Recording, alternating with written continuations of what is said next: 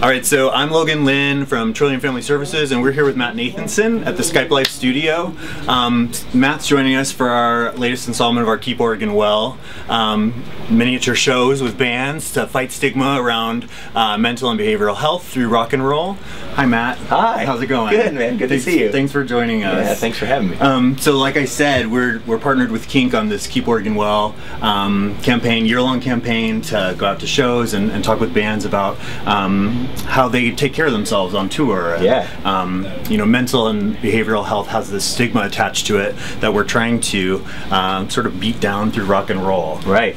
So how on tour? Yeah. I noticed that you tour a lot. Yes, so a lot of touring. How is that for one's mental health? Well, it just depends. For me, it used to be terrible because I used to not have the resources to be able to.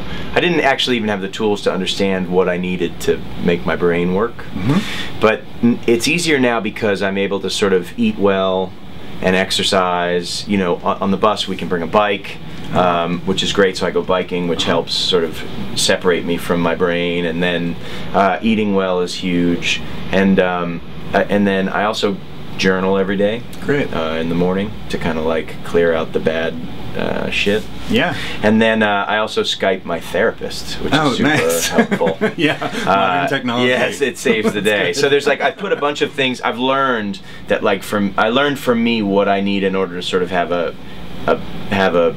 healthy brain. So I sort of try very hard to put all that together, whereas before I would kind of do all the things that you would do that would sort of numb yourself from your brain. Yeah, sure. Yeah.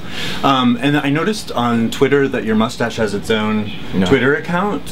How is that attention for one's self-care or mental health?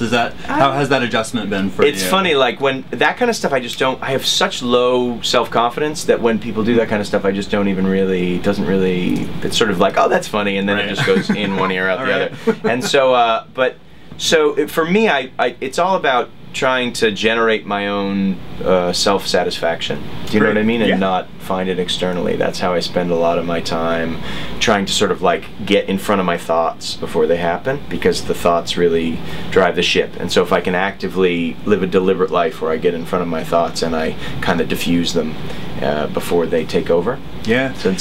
And so the journaling, is that kind of the beginning of songs for you? Or is that really more therapeutic? It's funny, it's mostly therapeutic. It's a lot of sort of just puking on the page, but I kind of star things if I'm going through. I'll do like 4 or 5 pages in the morning and or even in the afternoon. Whenever I feel like I'm kind of getting crowded, I'll sort of do it to free it up. And so sometimes things come out of that for sure. It's just a great process to be able to kind of, again, get yourself in front of your thoughts. So you can sort of go, oh man, that's not scary. Oh, that's not shitty. Oh, okay, I can handle this. You know what I mean? Yeah, that kind of stuff. Absolutely.